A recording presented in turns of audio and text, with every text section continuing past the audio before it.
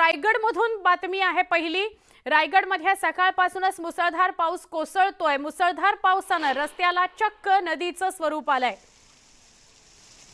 सगळ्या रस्त्यांवर पाणीच पाणी बघायला मिळतंय। जिथे जाल तिथे रस्ते नदीसारखे दिसत आहेत। या सगळ्याविषयी आपल्याला अधिक माहिती दिली आहे आमचे प्रतिनिधी प्रमोद पाटील यांनी आणि थेट त्यांच्याशी बोलूया आणि त्यांच्याकडून आढावा घेऊया। प्रमोद, आता आपण रायगडच्या कोणत्या भागात आहात? काय परिस्थिती आहे? भयावह सगळं चित्र बघायला मिळतंय।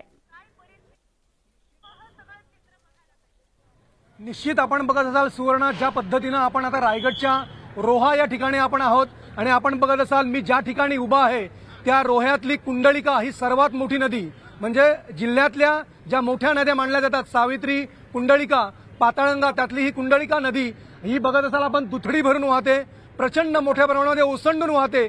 या नदीच्या पातळीची इतकी मोठी वाढ आहे की धोक्याची पातळी पूर्णपणे ओलांडलेली आहे।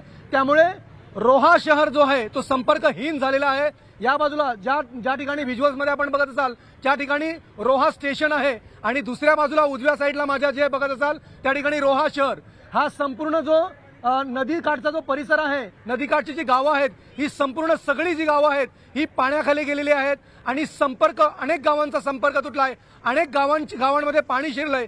त्यामुळे रायगडच्या अनेक परिसरामध्ये महाड असो, रोहा असो, रायगड असो किंवा नागोठणे असो, पेण असो, प्रत्येक ठिकाणी पाण्याची बरसात इतकी प्रचंड मोठ्या प्रमाणामध्ये आहे की संपूर्ण जनजीवन हे पूर्णपणे विस्कळीत झालंय। अनेक जे गावांचा संपर्क तुटलाय, अनेक लोक ताटकळत पडलेले आहेत, अनेक लोकांना संपर्क होत नाहीये, अनेक लोक स्थलांतरित झालेले आहेत। त्यामुळे रायगडचं संपूर्ण जनजीवन हे पूर्णपणे विस्कळीत झालंय। पुढच्या येणाऱ्या 24 तासामध्ये सतर्कतेचा इशारा देण्यात आलेला आहे, कारण आता जरी पावसाने उसंत घेतली असली तरी पुढील काही तास हे अतिमुसळधार पावसाचे आहेत। अशा प्रकारचा जो इशारा आहे, अशा प्रकारचं जे आवाहन आहे ते जिल्हा प्रशासनाने केलेलं आहे।